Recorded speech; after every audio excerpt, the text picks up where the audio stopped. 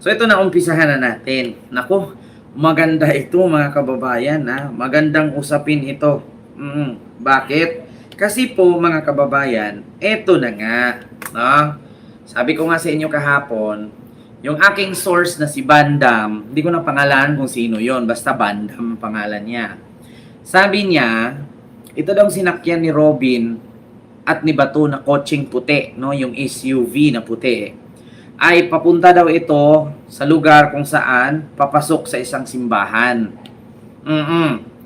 So ngayon mga kababayan, hindi nga tayo nagkakamali, in-interview nga agad si Bato at si Robin sa Net25. So wag na po tayong magtaka kung saan po sila.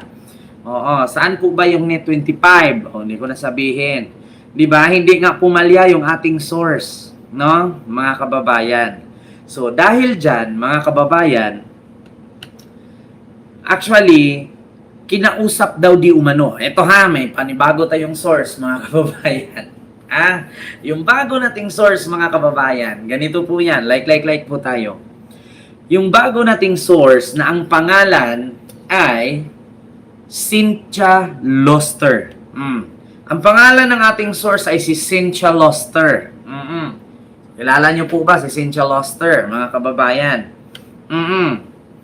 Ayan. Bol, Lloyd, may galap shoutout sa'yo dyan.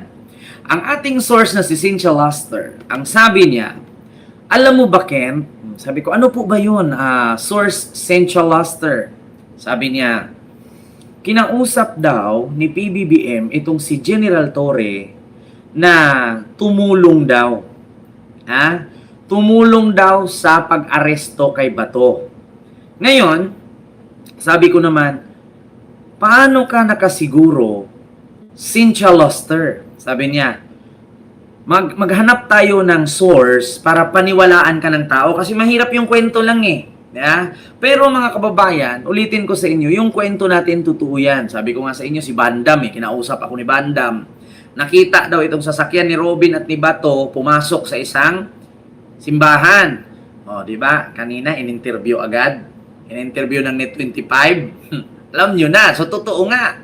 Ngayon, mga kababayan, itong si Cynthia Luster, sabi niya, bigyan kita ng source. Bigyan kita ng source at basis, no? Para ma-share mo sa kanila na totoo yung aking sinasabi. Ngayon, syempre, ako naman mga kababayan, ayaw ko naman kasi na mag-share sa inyo dito ng live ng hindi totoo na kinausap ni PBBM si General Torre na tumulong sa pag-aresto kay Bato. So, eto yung source ngayon, mga kababayan. Sige ha. Ito, nako, sabi ko nga sa inyo, hindi pa mangyari ang kaguluhan, alam ko na. Ayaw ko lang pangunahan. Ito na, mga kababayan. Aarestuhin ni Torre si Bato. Ayan ha. Ito, mga kababayan, mula po ito sa News 5. Ipaubaya kay ex-PNP chief, lumakaas ang ingay sa social media na ipaubaya kay ex-PNP chief at ngayon MMDA General Manager Nicolas Torre III ang pag-aresto kay Senator Bato de la Rosa. Ito matapos ideklara. Sabi ko sa inyo mga kababayan, hindi kasi po pwedeng gagawa-gawa tayo ng kwento dito. Ibinabalita din nila. So, kung hindi man totoo yan mga kababayan, masira kasi yung network nito mga mainstream media. Isa na dyan ang GMA, ABS-CBN, TV5. Mahirap kasi mga kababayan na magbitaw sila ng ganyang balita. 'Di ba? Kasi actually mga kababayan, ang mga reporter kasi may 3 auditor yan. May 3 direktor yan. May 3 journalist yan bago nila i-discuss online. In social media. Ulitin ko ha, kinausap daw di umano ni PBBM si General Torre kasi ang sabi daw ni PBBM, General Nick, alam kong magaling ka pagdating sa taktika ng hulihan. Hindi mo ko binigo, nakadalawa ka na. Pwede bang tulungan mo naman ako ulit? Yun daw ang sabi ni PBBM. Ang sabi naman ni General Torre, walang problema, Mr. President, basta ikakabuti ng ating bansa. Tinanggap daw ni General Torre ang hamon. Nako, mga kababayan. Ulitin ko ha. Lumakas ang ingay sa social media na ipaubaya kay ex-PNP Chief at ngayon MMDA General Manager Nicolas Torre III ang pag-aresto kay Senator Bato de la Rosa. Ito ay matapos ideklara ng DOJ na valid at enforceable ang ICC arrest warrant laban sa senador. Magbabalita live si Arles de los Santos. Arles, ano yung tugon ni General Torre dito nga sa clamor na siya Ayan. naman daw ang umaresto kay Senator Bato matapos nga itong tagumpay na pag-aresto noon kay dating Pangulong Rodrigo Duterte? Ayan na. Pakinggan nyo Dahil ha. kung ipag-uutos ni Pangulong Bongbong Marcos ay handa nga na hulihin mismo ni dating PNP Chief at ngayon MMDA General Manager Nicolas Torre III si Senador Ronald Bato de la Rosa. Narito ang kanyang pahayag. Narinig nyo ha. Narinig nyo mga kababayan. Hinihintay ni General Torre kung iutos ni PBBM sa kanya na arestuhin si Bato. Pero mga kababayan, ang nakarating sa akin na news galing kay Cynthia Luster, tinanggap daw. Actually mga kababayan, hindi po talaga ibabalita yan ng mga mainstream media kung wala silang sources, lalong-lalo na ang Bilyonaryo News Channel. Mga kababayan, sasabihin ng Bilyonaryo News Channel, ayon sa aming mga source, na hindi pinapangalan ng source, si General Torre daw ay tutulong sa pag-aresto kay Bato. Ito kasing News 5 mga kababayan, thrill. Ang Bilyonaryo News Channel, hindi direct Sabi ko nga sa inyo mga kababayan, umanda ka talaga Bato. Ulitin ko Nahulihin mismo ni dating PNP Chief at ngayon MMDA General Manager Nicolas Torre III si Senador Ronald Bato de la Rosa. Narito ang kanyang pahayag. Ayan. Pag presidente ng utusan, automatic no choice, di ba? Pero ito nga ang bottom line dyan. It's not about a person. It's not about me. It's not about Senator Bato. It is about a process. It is about a system. It is about a law. And it is about a job. Ang otoridad na mismo nagsasabi, legal ang warrant, pwede nyo i-implement yan. Police sa law enforcement, hindi po pwedeng mamili ka kung alin ang i-implement mo, alin ang hindi. Because at the end of the day, the job of the police is not to judge the case, but to implement the processes. And in this case, the warrant. Ayan ang tugon ni Torre nang tanungin sa panawagan ng publiko na siya ang manguna sa paghahanap sa ngayon pugante ng si Senator Ronald Bato de la Rosa. Kaya, bahagi pa rin naman siya ng pamahalaan, kaya pwede pa rin siyang sumali sa manhunt operation. Pero Diba? Sabi ko sa inyo mga kababayan kasi ganito yan. Noong time kasi mga kababayan na nagtayo si Kibuloy, yung nagtago si Kibuloy, ang daming nagsasabi si Kibuloy daw, nagtago sa ganito, nagtago sa isla, nagtago sa kabundukan. Pero wala Sabi ni General Torre, nasa loob lang ng simbahan yan. Pag hindi lumabas yan, kubkubin nyo yung lupa. Pag hindi pa rin lumabas, bumbahin nyo, pasabugin nyo. Di ba lumabas si Kibuloy? Batusta siya dun sa loob. Sabi sa inyo mga kababayan, magaling ang intelligence ni Torre. Maniwala kayo sa akin mga kababayan. Kung magaling si Ramos sa taktika sa gera, sinong nakakaabot kay Ramos? Mga kaidaran ko. Sorry, joke lang. Sinong mga nakakaabot kay Ramos? Pag-usaping Ramos, Fidel B. Ramos, ang galing sa taktika sa gera niyan. Sabi ko sa inyo, nabasa ko yung kwento ni Ramos. Grabe ang galing ni Ramos pagdating sa taktika. Kahit 500 batalyon ang kalaban, pagdating sa taktika sa gera ni Ramos, pulbo yan. Kung meron tayong Ramos, meron tayong Torre. Kaya wag nating sayangin ang pagkakataon na si Torre ay malakas pa. Kung noon pa lang alam na ng Pangulo na meron palang Torre, dapat bata-bata pa sana si Torre. Inano na yan pinapakilos na yan Ang galing ni General Torre sa taktika sa paghulihan yung mga tagu-taguan. Magaling si General Torre dyan. Magaling si General Torre pagdating sa taktika ng hanapan. Pagdating naman sa gera, Fidel B. Ramos, hindi mo masisiro si Ramos dyan. Walang nakakalamang at nakaka-break ng record ni Fidel B. Ramos pagdating sa taktika sa gera. Pagdating naman sa taktika sa taguan, walang nakaka-break ng record kay Torre kung paano mang-aresto kahit nasa ilalim ng lupa. Biruin mo, nagbibit-bit ng scanner, nagbibit-bit ng heartbeat detector. Kinukubkob yung lupa, binabako. Pag hindi ka lumabas, pasabugin ko yan. O, maya-maya, lumabas kibuloy. Di ba? Sabi ko nga sa inyo mga kababayan, ang bukod tanging makakahuli lang kay Bato si Torre. Eto pa, mga kababayan. Ang sabi ni General Torre, pakinggan natin ha. Ito, mga kababayan. Pag presidente nag-utos, sir, automatic no choice, di ba? Pero ito lang, Kung presidente ang nag-auto, sir, automatic no choice, di ba? Yan ang sabi. Pero mga kababayan, bukod sa news na yan, News 5 yan ha. Ito tayo, sunod, isa. News 5 yan, na balita. TV5. Ito.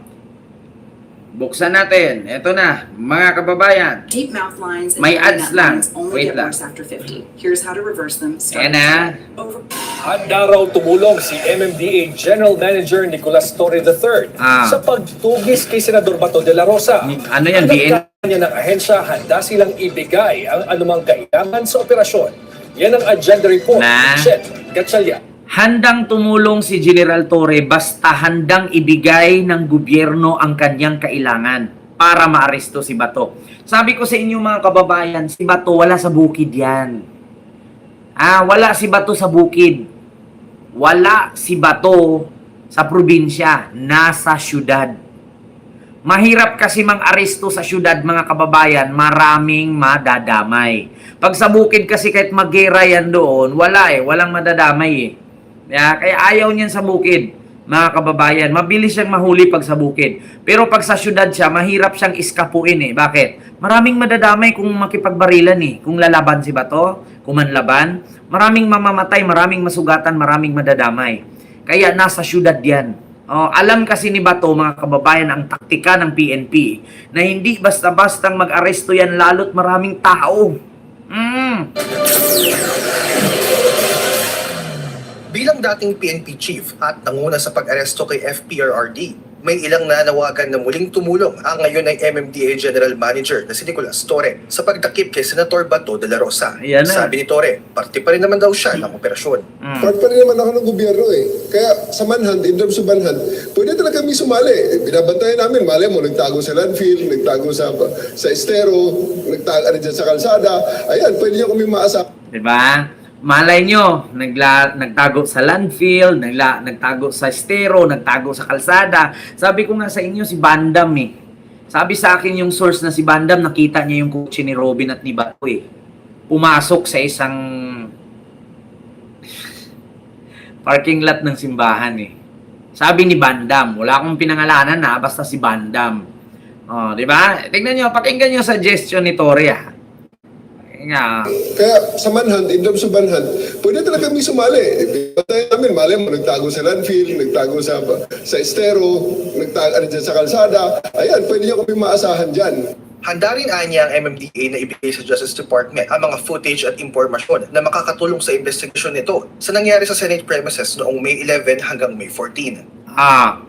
Handang ibigay ng MMDA ang mga CCTV kuha na footage mula sa Senado hanggang sa highway, sa kalsada. Kontrolado ni General. Sabi ko nga sa inyo mga kababayan, hawak na ni Bandam yan eh. Hawak ni Bandam, mga kababayan. Walang takas si Bato. Kuninto ko na nga sa inyo, kitang-kita ni Bandam. Sabi nga ni Bandam, ito yung sasakyan ni Robin galing to galing Senado to, bilis takbo, tapos huminto bandang Fairview, tapos pumasok sa isang simbahan. Tapos anong sabi ng MMDA ngayon? handang ibigay ang video. Kasi nakita nga nila, mga kababayan, ako sinabi ko na sa inyo kagabi, handang ibigay ng MMDA ang CCTV footage mula sa Senado at kahit saan pa yung iskinita sa Quezon City na dumaan si Robin at si Bato na kay General Torre. Di ba? Na kay General Torre, mga kababayan, ang video kung saan si Robin huminto at bumaba si Bato. Bakit, mga kababayan? Yung bawat kalsada sa Pilipinas, may mga CCTV yan. Matitrace nila yan kung saan dumaan. Di ba? O, pakinggan nyo, ha? Pakinggan nyo, mga kababayan. Pakinggan nyo. Kaya sa manhunt, in terms of manhunt, pwede talaga kami sumali. Binabantayan namin, mali mo, nagtago sa landfill, nagtago sa estero, nagtago dyan sa kalsada. Ayan, pwede nyo kami maasahan dyan. Handa rin anya ang MMDA na ibigay sa Justice Department ang mga footage at impormasyon na makakatulong sa investigasyon nito. Diba? Handa ang MMDA na ibigay ang mga CCTV footage, no, sa Justice Department. So, ibig sabihin, hawak nga nila. Oo. Nangyari sa Senate premises noong May 11 hanggang May 14. Whatever the investigating authorities needs and whatever the other agencies of the government needs, the MMDA is ready to cooperate, and we will give them all the information that is in our database. Diba? Ang MMDA handang makipag-cooperate. At yung mga kanilang impormasyon na nakuha, handa nilang ibigay from the database, galing sa kanilang opisina. Kasi sa madaling salita, mga kababayan, ganito po yan. Si Robin Padilla, habang nagdadrive ng kotse, hindi po lumilipad. Yung kotse po, tumatakbo sa kalsada. Bawat kalsada, saan ba nanggaling ang Senado, di ba, sa Pasay? Saan ba si Robin umuwi? Di ba, Quezon City? Imposibleng hindi matutunton ng MMDA. Itong pagtatakasan ni Robin at ni Bato kung saan sila dumaan. Lahat ng kalsada, ultimo kanto, mga kababayan, may CCTV ang MMDA dyan. Kaya nga sabi ko sa inyo, ang laki ng papel ni General Torre. Bawat tumakas na mga kurap, nakikita kung saan dinala ni Robin, saang last na location si Robin binaba si Bato. Di ba? Yun ang katotohanan, mga kababayan. Nasa CCTV yun. Kaya hindi mo, nasa simbahan nga. Nagpa-interview nga ngayon sa Net 25 eh. Ito yun o. Sino pang nakapanood? Mga kababayan, in-interview sa Net 25. Nagpa-interview sa Net 25. Si Bato at si Robin. Mga kababayan, wait lang. Pakita ko sa inyo. Sabi dito ng aking source, sabi ko, totoo ba na nasa simbahan? Ayun ito. Okay. Kasi nahanap na ako ng asawa ko. Sabi ni Bato, pare, sabay na ako sa'yo. Yun siya nagsabi. Anong sabihin kung hindi? Gano'n? Napakasama naman ng ugali ko. Kasi wala siyang kotse, boss. Wala siyang kotse. Di ba inatid lang siya ng kotse? Sumabay nga lang pala sa kay Senador Alan. Oo, wala naman siyang Nung pagpunta sa kotse. Senado. Tumingin muna ako. Okay. Kasi nahanap na ako ng asawa ko. Sabi ni Bato, pare, sabay na ako sa'yo. Bakit dyan ka magpa-interview? Marami naman pwedeng pa-interviewhan. May ABS-CBN, may GMA, may TV5. Kasi pagbaba mo, nandyan ka. Diba? Sabi ko sa inyo, mga kababayan, ito. Mayroon namang mensahe si Torres sa PNP patapos magbigay na ng direktiba ang DOJ na damputin na ang senador. Police sa law enforcement, hindi po pwedeng mamili ka kung alin ang i-implement mo, alin ang hindi. Because at the end of the day, the job of the police is not to judge the case, but to implement the processes. Naglabasa na ang mga desisyon ng mga abogado na talagang overwhelmingly, at saka yung mga otoridad na mismo nagsasabi, legal ang warrant, pwede nyo i-implement yan. Matatanda ang tinawag ng tugante ng DOJ, si De La Rosa. Para sa agenda, Ched Gatchalian, Bellunara News Channel. Sabi ko nga sa inyo mga kababayan, sabi ni General Torre, handa nilang ibigay ang mga CCTV footage galing sa MMDA sa kanilang database sa Justice Department. Baka makabigay ng impormasyon kung saan si Bato binaba ni Robin. So ngayon mga kababayan, bukod sa News 5, Bilyonaryo News Channel. Ito yung sunod, mga kababayan. Ito yung sunod na mismo. O, ito. Word na to ha. Page na yan. Ha? News update. Basahin ko lang. Torre is ready to join the manhunt against ICC fugitive Bato de la Rosa if the President orders him. Ito na mga kababayan. Torre is ready to join. Ayan, Torre stood firm by his earlier statement. Pag presidente nag-utos, automatic, no choice. Di ba? So, alam nyo na, mga kababayan. Ha? 3 sources na yang isino ko sa inyo. Kaya sabi ko sa inyo, hindi ibabalikta yan. Pagdating kasi sa taktika ng hulihan, magaling si Torre dyan. Mamunit ng Sirisa Force at sa Sirisa Force silo po. Kaya, sabi ko sa inyo, walang takas si Bato, mga kababayan. Alam kasi ng MMDA, actually, di ba kung naalala ninyo, nung PNP Chief pa si General Torre, yung mga video sa kalsada, merong monitor ang krami, mga kababayan. Lahat ng kalsada, buong Metro Manila, may monitor ang krami dyan. Napaka-imposible na hindi nila nakikita. Bago bumaba si General Torre, nandyan na yan eh. Nandyan yung programa na 5 minutes response. Kaya napaka-imposibleng hindi alam. Ang bilis lang hulihin ni Bato kung makipag-coordinate lang talaga sila ng ayos. Ng kinauukulan. Nasaan ba yung ginamit ni General Torre noon? Na yung mga CCTV video sa highway, di ba naalala nyo, 5 minutes response? Tatawag ka sa PNP na kailangan mo ng tulong, 5 minutes, andyan agad yung mga pulis na kamotor. Tapos nakikita ni General Torre sa camera. Di ba meron yun sa highway? Napunta pa nga si Yorme dun eh.